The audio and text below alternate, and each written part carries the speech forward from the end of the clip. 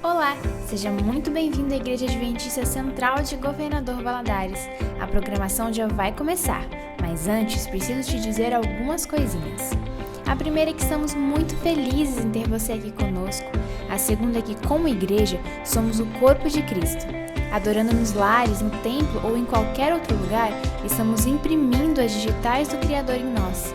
Somos um povo que se levanta na tribulação e louva o nome de Deus, porque sabe, apesar de tudo, que Ele nunca nos abandonou. Somos os que ficaram, os que escolheram, os que choraram e sofreram, e os que um dia herdarão o reino dos céus, sem mais lágrimas, mais morte ou mais dor.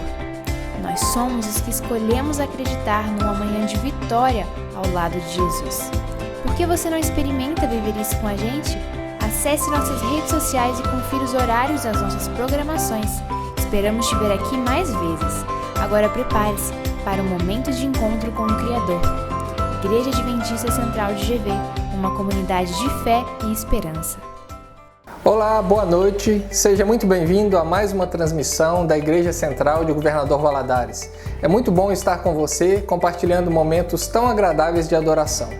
Que tal compartilhar isso com outras pessoas também? Basta enviar o link do canal aos seus amigos e familiares. Além disso, você pode nos acompanhar pelas nossas redes sociais, pelo Facebook e Instagram. Se você ainda não conhece o 7Me, fique de olho no próximo vídeo e saiba como esse aplicativo pode te ajudar. Confira! Adorar também é se relacionar com Deus. E neste momento especial, a nossa casa pode ser a melhor igreja à disposição do Senhor. Se podemos cantar, orar e estudar a palavra de Deus, também podemos dedicar a nossa fidelidade a Ele através de nossos recursos. Por isso, para você que já é doador e está se perguntando como fazer isso remotamente, eu quero te lembrar do aplicativo 7Me. Este app é super intuitivo, descomplicado e amigável. Por isso você pode continuar apoiando a sua igreja com total segurança dos seus dados.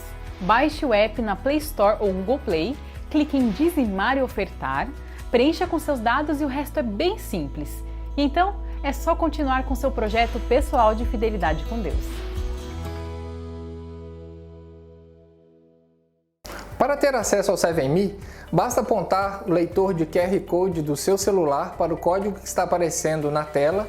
Esse mesmo código também aparecerá ao longo de toda a nossa programação. Chegou o momento de falar sobre saúde por aqui. E hoje vamos destacar a importância de nossa saúde mental em um período tão conturbado como esse.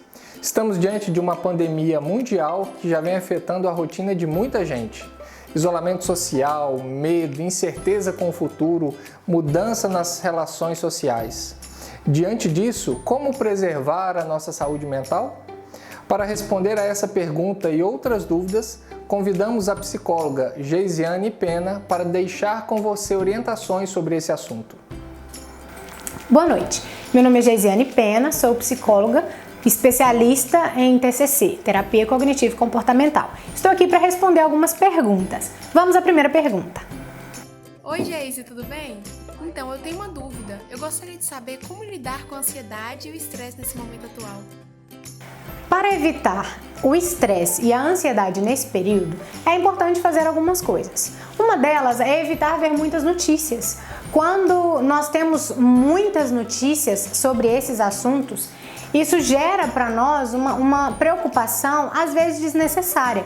Então, se você está tendo um incômodo com isso, escolha um jornal só, escolha uma fonte de informação, de preferência uma fonte confiável, para que você tenha essas informações necessárias. E detalhe, se você está muito tempo preocupado e procurando muitas notícias, você já está ansioso em relação a isso. É importante ficar atento a esse ponto.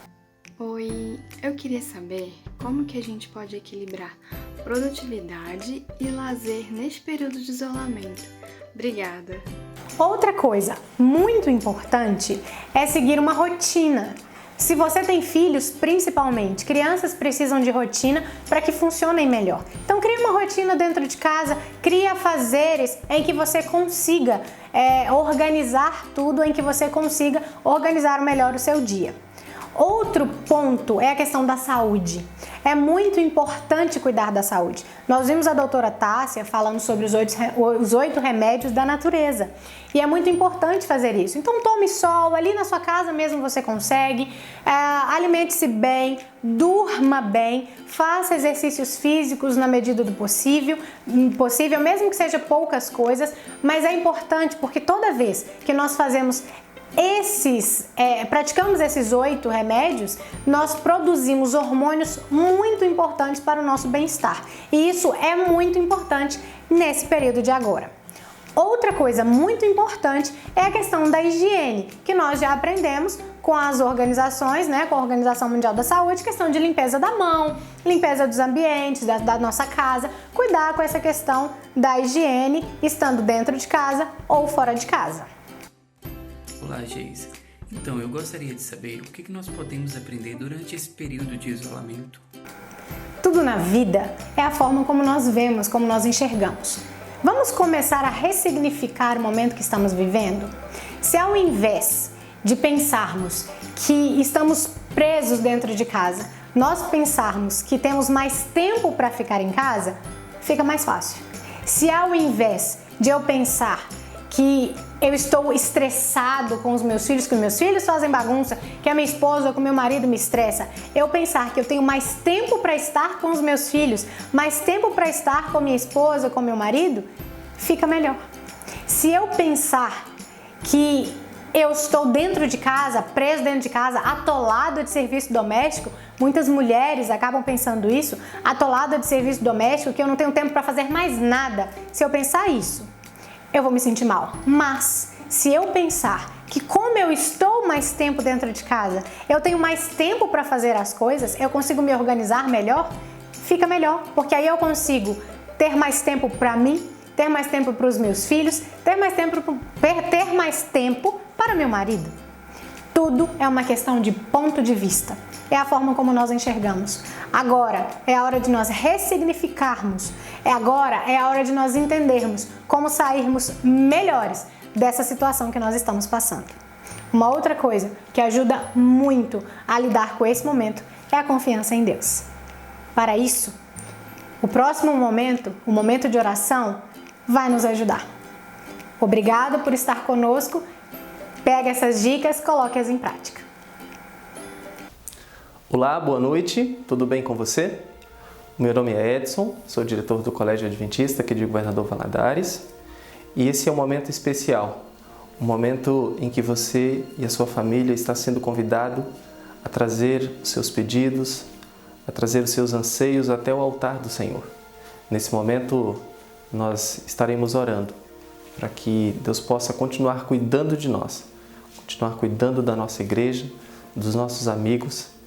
E nesse momento, antes de nós orarmos, gostaria de convidá-lo a me acompanhar na leitura de um verso que está em Jeremias 29, 11, que diz assim: Eu é que sei os pensamentos que tenho a vosso respeito, diz o Senhor, pensamentos de paz e não de mal. Vivemos dias difíceis, momentos que são incertos, mas o mesmo Deus que prometeu ao povo que estava cativo que Ele tinha bons planos, Ele também está aqui. Ele também está nos prometendo que tem bons planos para nós. Que você possa se apegar nessa promessa. Nesse momento, feche seus olhos e vamos orar. Querido Deus e Pai, nós te agradecemos porque nesta noite temos a certeza que o Senhor continua cuidando de nós. Nós confiamos em Ti, nós nos entregamos em Tuas mãos. Pedimos a Ti, ó Deus, que o Senhor possa abrir os nossos corações para receber a Tua mensagem, que ela possa falar a nós, que ela possa nos transformar. Continue cuidando de nós, da Tua igreja. Nós te oramos, nós te pedimos em nome de Jesus. Amém. Nesse momento, que você possa ficar atento, que você possa ouvir a mensagem que o Senhor tem para você nessa noite e que essa mensagem possa fazer diferença na sua vida. Esse é o meu desejo para você e para a sua família. Olá, como você está? Tudo bem? Uma boa noite para você, espero que você tenha passado um dia agradável, espero que tenha sido um dia tranquilo e vamos fechar esse dia meditando na palavra do Senhor, refletindo na palavra de Deus. Estamos participando de uma grande campanha de evangelismo, uma campanha missionária, uma campanha onde você vai fazer a diferença, compartilhando essa imagem com seus amigos, nas suas redes sociais e dando estudos bíblicos. Cada vez mais uma pessoa me chama no WhatsApp e fala: pastor, arrumei mais um estudo, me passa os estudos aqui que a gente vai começar então a estudar. Se nós fizermos nossa parte, se nós formos juntos, com certeza vai ser um ano diferente, não apenas pela crise que nos abateu, mas porque criamos a oportunidade de tornar este ano o ano missionário, o ano mais evangelístico da história de nossa igreja. Estamos juntos. Mas vamos ao tema, vamos à mensagem e com certeza você já ouviu falar, alguém já perguntou, alguém já questionou: onde está Deus quando o sofrimento acontece? Muitos perguntam, esse questionamento ele é real, é comum. As pessoas perguntam: vem cá, se Deus existe, e a Bíblia diz que Deus é um Deus de amor, se Deus existe, por que Ele permite o sofrimento? Por que Ele permite tanto sofrimento no mundo? E quando eu falo isso, não seria necessariamente uma coisa até egoísta, muitas vezes, eu estou sofrendo, Deus, não. A fome, a miséria, as doenças, e outras crises, outros problemas da humanidade, o racismo, por exemplo, as perseguições religiosas, a intolerância. Por que Deus permite tanta maldade, tanto sofrimento nesse mundo? Por que Deus não faz alguma coisa, não interfere? Por que Deus permite uma criança muitas vezes morrer? Por que Deus não impede às vezes calamidades, acidentes? Alguém certa vez usou um argumento mais ou menos o seguinte: se Deus existe e Ele é bom, significa então que Ele não tem força para acabar com o mal. Mas, se Deus é poderoso e Ele existe e Ele não acaba com o mal, então significa que Ele não é bom. Primeira vez que eu vi esse argumento, eu disse assim: gente, como é que a gente responde um argumento como esse? Se Deus é poderoso e não acaba com o mal, é porque Ele também é mau. Se Deus é bom e não acaba com o mal, é porque Ele não é tão forte assim, não é tão poderoso assim. Você que me escuta agora, você que tem uma base cristã, você que acredita na Bíblia, acredita em Deus, pode até ficar revoltado e falar: não é bem assim que funciona. Mas como responder? Você consegue responder esse argumento? Você consegue responder a pergunta de onde está Deus? Eu quero te levar à Bíblia. Eu quero te chamar a meditar mais uma vez na palavra do Senhor. Eu quero te chamar a refletir e deixar que a Bíblia responda a essa nossa pergunta. Vamos juntos? Livro de Romanos é o tema do nosso estudo de hoje. E eu peço mais uma vez que você abra a Bíblia, que você leia a Bíblia. Não importa se é no livro ou se é no seu celular, se é impresso ou se é digital. O importante é que você leia a palavra. Romanos, capítulo 8, versos 17 a 23. É um texto um pouquinho mais longo hoje, mas é importante para o contexto dessa mensagem. Romanos 8, versos 17 a 23. Já abriu? Podemos ler? Romanos 8, 17 a 23. Na minha versão diz o seguinte: ora, se somos filhos, somos também herdeiros, herdeiros de Deus e co-herdeiros com Cristo. Se com Ele sofremos, também com Ele seremos glorificados. Porque para mim, tenho por certo que os sofrimentos do tempo presente não podem ser comparados com a glória a ser revelada em nós. A ardente expectativa da criação aguarda a revelação dos filhos de Deus. Pois a criação está sujeita à vaidade, não voluntariamente, mas por causa daquele que a sujeitou, na esperança de que a própria criação será redimida do cativeiro da corrupção para a liberdade da glória dos filhos de Deus. porque sabemos que toda a criação, a um só tempo, geme e suporta angústias até agora. E não somente ela, mas também nós, que temos as primícias do Espírito, igualmente gememos em nosso íntimo, aguardando a adoção de filhos, a redenção do nosso corpo.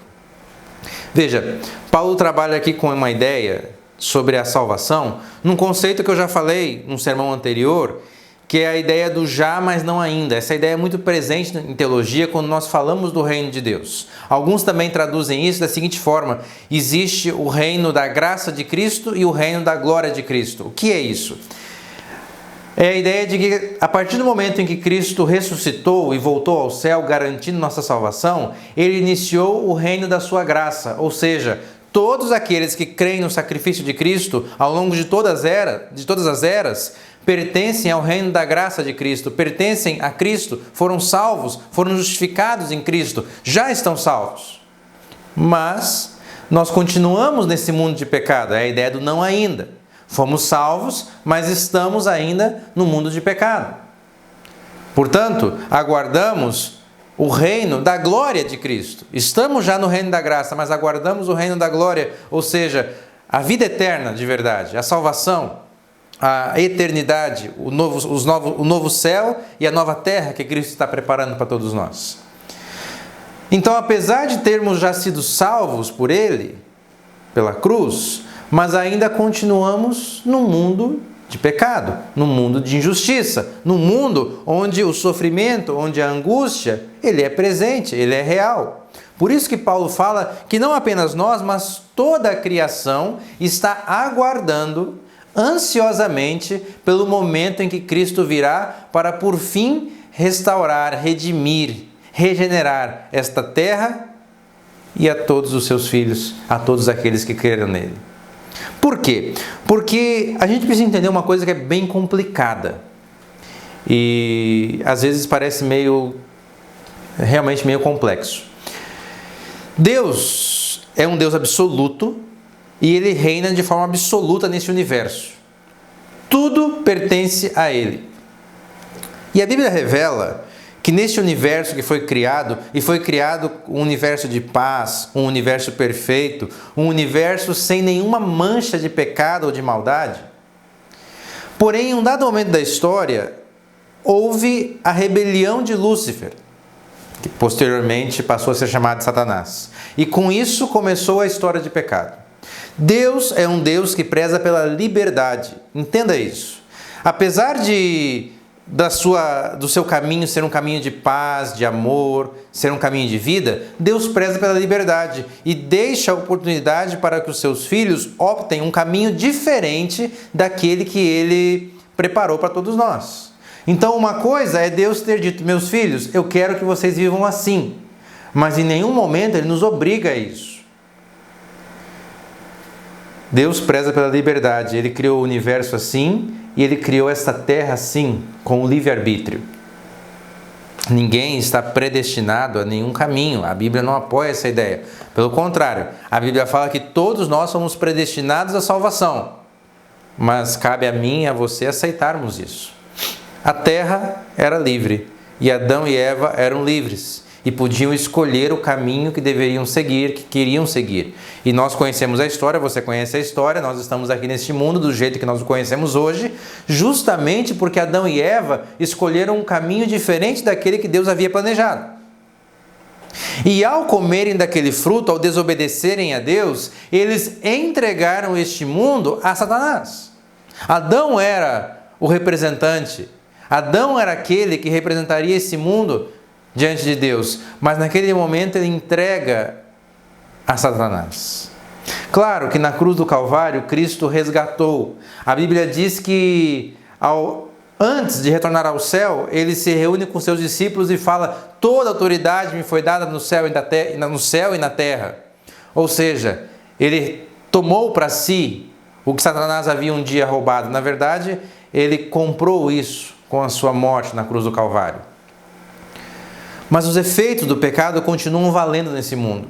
E nós ainda somos chamados a escolher entre Deus ou o pecado, entre a vida ou a morte. Isso aparece constante na Bíblia. Somos sempre chamados a tomar uma decisão de qual lado nós queremos ficar. E nessa história toda, nesse conflito todo, entenda o que eu vou falar. Deus fica um pouco limitado na sua atuação em nossa vida. Como assim? A razão é simples. Deus é absoluto, já deixei isso claro, mas por causa do livre-arbítrio e porque a humanidade escolheu pecar, em um momento entregou o domínio deste mundo a Satanás, Deus fica, de certa forma, limitado à nossa escolha. A atuação dele fica limitada à nossa escolha. E, ao mesmo tempo, nossas escolhas, nossa vida, estão sujeitas ao pecado. E as consequências do pecado, quais são elas? Medo, dor, angústia, separação e a maior de todas, a morte. Todos nós estamos sujeitos a isso. É o fruto do pecado, é a consequência natural do pecado. E Deus, por causa da nossa escolha, Ele acaba não tendo às vezes muito o que fazer, não porque Ele não possa. Não é o argumento de que Ele é fraco. Ele pode, Ele tem força para isso. E ao mesmo tempo Ele quer fazer isso.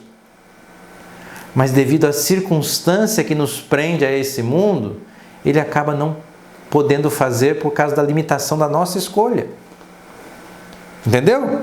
Deus pode fazer, Deus quer fazer, mas a nossa escolha limita a atuação de Deus nesta terra por causa do pecado. Por isso que tantas calamidades ocorrem. E nós às vezes jogamos isso nas costas de Deus, colocamos isso na conta de Deus, mas a verdade é que Deus simplesmente tem que deixar essa história seguir o seu próprio curso. Por que Deus não atuou na minha vida? Por que Deus não fez um milagre na minha vida? Querido, seja sincero.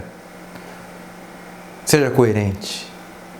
Você não é o único que sofre.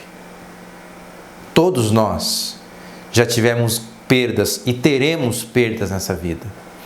Alguns um pouco mais, alguns um pouco menos. Isso tem a ver com circunstâncias, escolhas, o local, a situação em que vivemos. Muita coisa interfere nisso. Mas todos nós passaremos por esta terra sofrendo perdas constantes. Inclusive, esse momento, essa crise, de alguma forma está afetando a todos. Estamos sentindo na pele. Estamos até um pouco mais empáticos agora, porque a humanidade toda está sofrendo. Está abalada. Mas sempre foi assim. Toda vez estávamos sofrendo, só que de forma mais... não todo mundo junto de uma vez só. A criação está sujeita à vaidade, diz Paulo. Ou seja, está sujeita à destruição. Está sujeita a se desfazer, a acabar, a terminar, por causa daquele que a sujeitou. Não por causa de Deus, mas por causa da obra de Satanás. Pelo que ele quer fazer com esse mundo, pelo que ele quer fazer com a humanidade, para assim ferir o coração de Deus.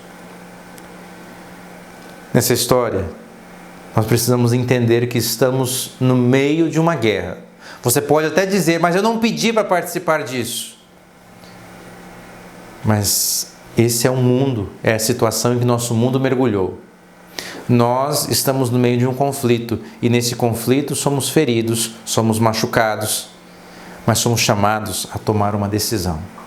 E por isso eu gostaria de pedir a você que não olhe apenas para momentos da sua vida ou para situações da sua vida, circunstâncias, mas tente enxergar além. Problemas acontecem e eu entendo que possam ser sérios. Posso estar falando de alguém aqui que está enfrentando uma doença séria e eu não digo nem a Covid-19, pode ser qualquer outra doença, até mais mortal. Posso estar falando para alguém que perdeu recente um ente querido. Posso estar falando para alguém que perdeu o emprego e não sabe como vai se sustentar. As perdas muitas vezes estão associadas com a apostasia, com a com deixarmos de acreditar, perdermos a fé. Muitos, ao enfrentarem as perdas dessa terra, se revoltam com Deus.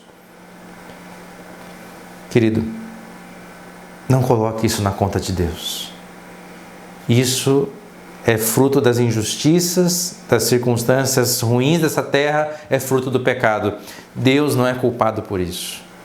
E ainda que você me diga, mas ele podia atuar, Deus não favorece um em detrimento do outro. Você já parou para pensar quando você diz assim, graças a Deus eu tenho meu emprego, alguém que você conhece está perdendo o emprego? Ou quando você fala, graças a Deus teve um acidente, mas eu sobrevivi, mas tinha outra pessoa que não sobreviveu. E aí? A gente vê isso às vezes em acidentes grandes, onde algumas pessoas morrem, outras ficam vivas e dizemos, graças a Deus que fulano e fulano ficou vivo. Mas não olhamos para os que morreram. Somos egoístas. Nós pensamos só na nossa vida, no que está acontecendo conosco. Graças a Deus que eu estou bem. Mas não estou nem aí para quem está sofrendo ao meu lado. Queridos, todos nós sofremos. Às vezes acontecem coisas boas, às vezes acontecem coisas ruins. São as circunstâncias dessa história. São também, em algum momento, o plano de Deus em atuação. Em alguns momentos, sim, Ele age. Mas eu queria te levar à reflexão de que o foco de Deus não está nesta vida. Querido, a Bíblia nunca falou isso. O foco de Deus não está nessa terra. O foco de Deus está no céu. Deus quer te levar para o céu. Por isso que Paulo fala que ele tem certo, ele tem por certeza que todos os sofrimentos do presente, ele está assumindo essa ideia que nós vamos sofrer, mas ele deixa claro, todos os sofrimentos do presente não podem ser comparados com a glória que um dia vai ser manifestada em nós. Ou seja, Deus olha para nós, olha para você nesse momento e Deus fala o seguinte, meu filho, você vai sofrer aqui sim. Você vai perder muita coisa nessa terra. Você vai ter que encarar a morte, o luto e a separação. Mas deixa eu falar uma coisa para você. Eu te peço que não deixe de acreditar em mim. Não duvide de mim.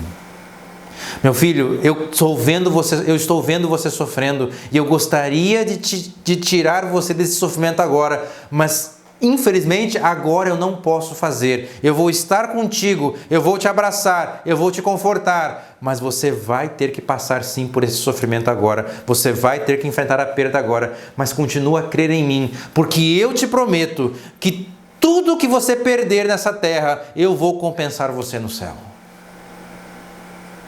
Qualquer coisa que venhamos a perder neste mundo, o céu vai compensar.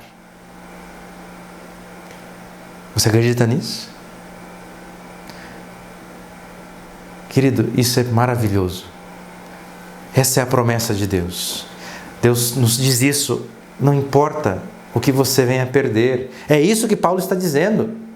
O céu vai compensar todo o sofrimento, toda a luta, toda a perda que enfrentamos aqui nesta terra, neste mundo, nesta vida. Então somente continuemos a acreditar e a confiar, porque de fato este é um mundo passageiro, é um mundo que vai passar, vai terminar e virá então a vida eterna. Cristo vai voltar a este mundo para buscar os seus filhos. E quando isso acontecer, quando a Bíblia diz que Ele vai secar de nossos olhos toda lágrima, é porque Ele vai compensar tudo aquilo que nós tivemos que passar nesse mundo aqui. Mas antes que eu termine essa mensagem, eu preciso dizer uma coisa. Nós já estamos devendo muito para Deus. Ele não deve nada para nós. Paulo fala aqui no verso 17, nós somos filhos de Deus e somos herdeiros de Deus.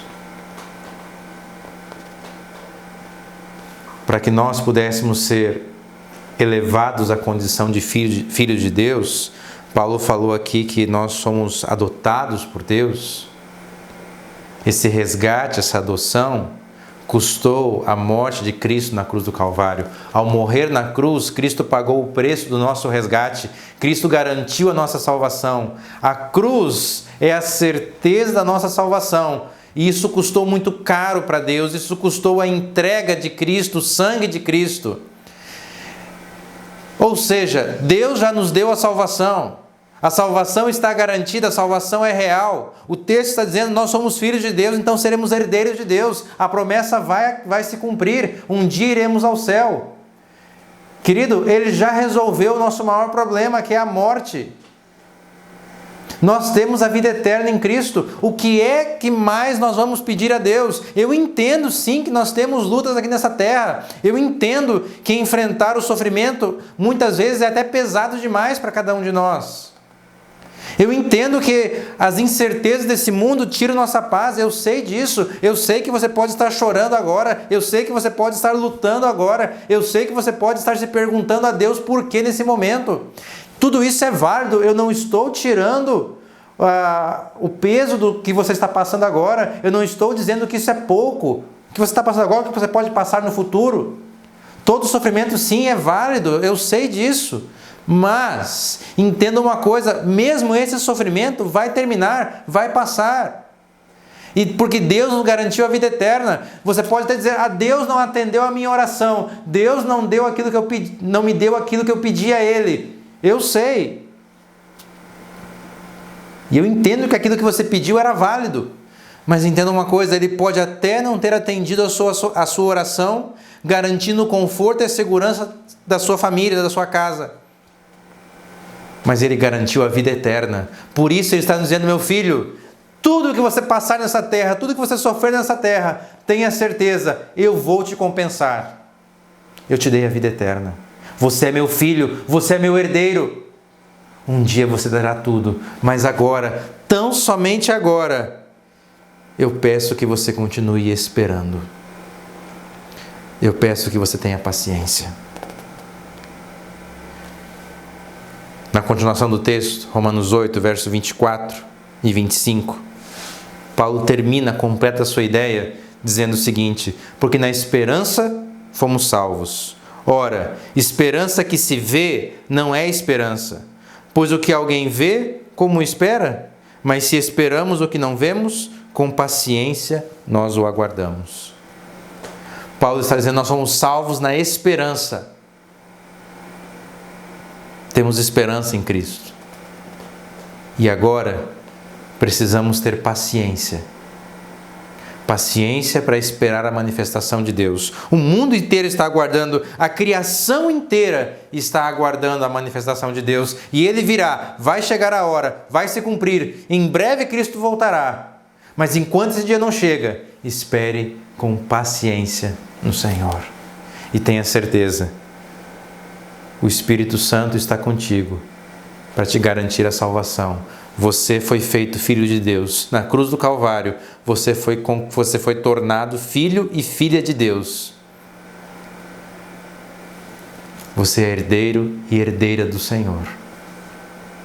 A salvação é a realidade.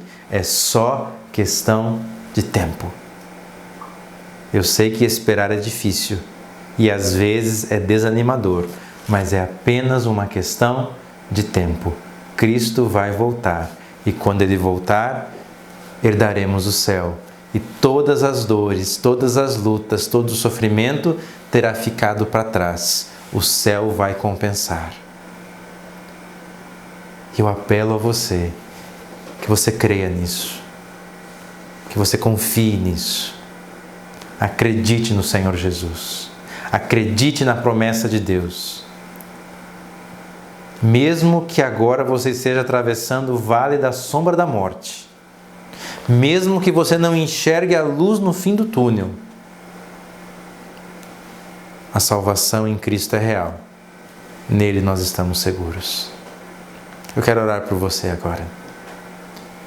Eu quero colocar a minha vida e a sua vida nas mãos de Deus, para que fiquemos firmes no Senhor. Você pode orar comigo? Pare tudo agora. Vamos falar com Ele. Vamos conversar com Deus. Pai querido, Tua palavra nos diz que apesar de toda circunstância ruim desse mundo, apesar de estarmos sujeitos ao pecado e às consequências do mesmo, em Ti nós temos esperança. Porque na cruz do Calvário o Senhor nos salvou. Na cruz do Calvário o Senhor garantiu nosso acesso ao céu. Na cruz o Senhor garantiu a nossa vida eterna. Então, Pai, não permita que as circunstâncias dessa vida tirem nosso foco do céu ou nos façam desistir do céu. Nos mantenha firmes em Tuas mãos, Senhor. Nos fortaleça e nos ajude a continuar caminhando, a continuar seguindo, até que o Senhor venha nos buscar. Nos mantenha sempre em Tuas mãos, Pai. Fortalece ao que agora está fraco. Sustenta aquele que está agora sem chão. Levanta, cura ao que está enfermo. Anima a quem está agora desanimado, Senhor. Que o Teu Santo Espírito esteja com cada família, cada pessoa que agora assiste a essa mensagem. E lá em suas casas, sejam agora confortados por Ti, animados por Ti e abençoados por Ti, Senhor. Eu Te peço esta bênção, em nome do Senhor Jesus. Amém. Amém. Que Deus te abençoe. Fique firme no Senhor. Nossa esperança virá e não vai tardar. Logo mais estaremos com Ele, todos juntos, no reino dos céus. Um grande abraço para você e para sua família. Graça e paz do Senhor Jesus. Chegamos ao fim de nossa transmissão. Muito obrigado por ter acompanhado conosco. Mesmo distantes, não esqueça que a sua casa também pode ser um local de adoração a Deus. Ao longo da semana, aproveite para conferir os nossos conteúdos pelo Instagram e Facebook. Um abraço e até a próxima!